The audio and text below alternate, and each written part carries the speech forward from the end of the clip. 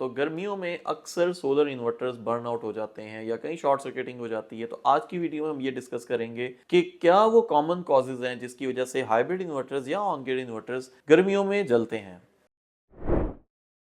बिस्मिल्लाहिर्रहमानिर्रहीम, अस्सलाम वालेकुम। मेरा नाम है वकास कलीक और स्मार्ट सोलर की आज की video over heating, over temperature या ओवरलोडिंग की वजह से आने वाले प्रॉब्लम्स की वजह से इन्वर्टर्स जो जलते हैं उसके बारे में होगी। इसमें सबसे जो पहला जो इशू है वो ये है कि हमारे पाकिस्तान में जो ज़्यादातर इलाके हैं वो गर्म हैं, और मैदानी इलाके में तो अगर आप गर्मियों में जाते हैं तो बहुत सारी जगहों पे 49 या 50 टेम्परेचर बड़ी नॉर्मल बात होती है। पहले तो सिब्बी के इलाके में ही इतना टेम्परेचर होता था, लेकिन अब बहुत सारे और मैदानी इलाकों में भी हाई टेम्परेचर्स होती है। ग्लोबल वार्मिंग पूरी दुनिया में चल रही है। एनीवेज, इसकी वजह से इन्वर्टर्स जो हैं वो जनरली इतनी हाई टेम्परेचर्स को रेजिस्ट करने के लिए नहीं बनाए गए। पाकिस्तान में जो इन्वर्टर्स वैसे भी आ रहे हैं उनमें कॉस्ट कटिंग का एक बहुत बड़ा एलिमेंट होता है। इस वजह से इन्वर्टर्स के अंदर अच्छे बिल्ट इन हीट सिंक्स नहीं आते। तो इन्वर्टर्स को हमेशा प्रॉपर हवादार जगह पे लगाना चाहिए। इन्वर्टर्स अगर आपने हवादार जगह पे नहीं लगाया, किसी क्लोज्ड एनवायरनमेंट में लगाया हुआ है, तो इन्वर्टर्स को आपने प्रॉपर एक फैन लगा देना है, ब्रैकेट फैन उसके ऊपर लगा देंगे तो उससे इन्वर्टर अपनी उस कूलिंग को इंश्योर करता रहेगा।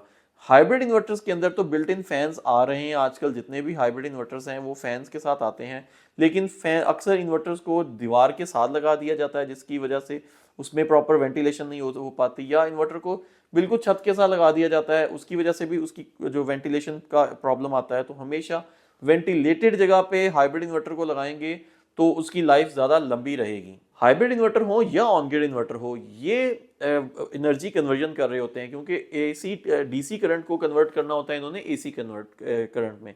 तो इस दौरान बहुत सारे लॉसेस भी हो रहे होते हैं, और टेम्परेचर इन्वर्टर के अपना टेम्परेचर बहुत ज़्यादा हाई हो रहा होता है, तो इन्वर्टर की अपनी भी बहुत ज़्यादा हीट होती है। तो इन्वर्टर हमेशा जो गर्म हवा होती है वो ऊपर की तरफ जा रही होती है, ठंडी हवा नीचे की तरफ होती है। तो आपने इन्वर्टर के ऊपर इंश्योर करना है कि टॉप साइड पे 4 या 5 फीट का डिस्टेंस हो, सो दैट के ऊपर की तरफ गर्म हवा जाती है तो वो डिसिपेट हो जाए, इधर उधर हो जाए। और उसके ऊपर अगर प्रॉपर वेंटिलेटेड एग्जॉस्ट फैन लगा हुआ है या अगर ब्रैकेट फैन लगा हुआ है तो वो इस हवा को डिस्पर्स कर देगा। इसके बाद आ जाता है एम्बिएंट टेम्परेचर, कि जिस एनवायरनमेंट में आपने लगाया हुआ है, अगर आपने बहुत सारे लोग इन्वर्टर को किचन में लगा देते हैं, ऑलरेडी बहुत हीटेड एनवायरनमेंट होती है, वहाँ पे भी नहीं लगाना चाहिए। डायरेक्ट सनलाइट के साथ उसको एक्सपोज नहीं करना चाहिए। बिल्कुल सूरज में लगा देंगे तो सूरज से पड़ने वाली गर्मी भी उसके ऊपर ऐड हो जाएगी। इन्वर्टर की अपनी भी हीटअप होती है। ऑब्वियसली जब इन्वर्टर ने बेसिकली सोलर पैनल जो करंट बनाते हैं वो डीसी फॉर्म में बनाते हैं, उस डीसी को एसी कन्वर्ट करने के लिए चार्ज कंट्रोलर के जरिए सोलर इन्वर्टर जो है कन्वर्ट कर रहा होता है। चार्ज कंट्रोलर से further on inverter DC to AC convert कर रहा होता है। इसमें बहुत सारे सर्किट्स इन्वॉल्व होते हैं।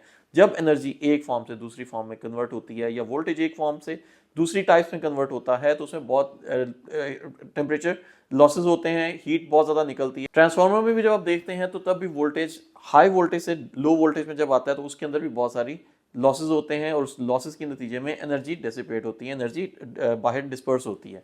तो ऐसी सिचुएशन में इन्वर्टर को आपको हीटेड एनवायरनमेंट में नहीं लगाना चाहिए। थर्ड आ जाता है इसमें, अगर इन्वर्टर के ऊपर डस्ट की एक लेयर जम जाती है तो बोर्ड के ऊपर भी डस्ट आ जाता है। हाइब्रिड इन्वर्टर्स बहुत सारे ऐसे हैं जिनके अंदर डस्ट का प्रॉब्लम आता है। अगर ऑन ग्रिड इन्वर्टर हैं तो वो ज़्यादातर on grid inverters self cooling के साथ आते हैं, उनके अंदर बहुत हैवी हीट सिंक्स लगे होते हैं। लेकिन अगर हीट सिंक के ऊपर ही डस्ट की लेयर जम जाएगी तो हीट सिंक्स प्रॉपर काम नहीं करेंगे। आपने अपने इन्वर्टर को किसी ब्लोअर के जरिए उसके ऊपर जमने वाली मिट्टी को डिस्पर्स कर देना है, उसको ब्लो ऑफ कर देना है, सो दैट कि अगर इन्वर्टर के अंदर उसके बोर्ड के ऊपर कोई डस्ट जमी हुई है तो वो भी डिस्पर्स हो जाए, और इन्वर्टर के हीट सिंक के ऊपर लगी हुई है तो वो भी डिस्पर्स हो जाए। हम पाकिस्तान में अक्सर ये भी काम कर देते हैं कि इन्वर्टर को ओवरलोड कर देते हैं, अब इन्वर्टर कैपेसिटी से छोटा लगा देते हैं कॉस्ट कटिंग के लिए। जहां 5 किलोवाट का इन्वर्टर लगना होता है वहां पे 3 किलोवाट का इन्वर्टर लगा देते हैं और फिर उसको फुल पावर के ऊपर चलाते हैं। तो अगर इन्वर्टर अक्सर ओवरलोड हो जाएगा तो भी वो हीटअप हो सकता है। या 5 किलोवाट के इन्वर्टर के ऊपर आप 6 किलोवाट का लोड या पूरे 5 किलोवाट का लोड भी डाल देंगे तो उससे भी हीटअप हो जाएगा।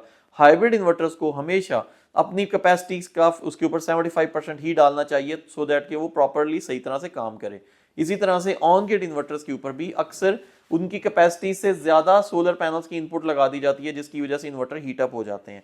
तो हमेशा कोशिश करें कि जिस कैपेसिटी का इन्वर्टर है उसी कैपेसिटी के उसके ऊपर सोलर पैनल लगाया जाए, सो दैट के इन्वर्टर का अपना टेम्परेचर भी ठीक रहे। तो ये वो 4 पॉइंट्स हैं जिनको आप इंश्योर करके कोशिश कर सकते हैं कि इन्वर्टर को ओवर हीटिंग से बचा सकें।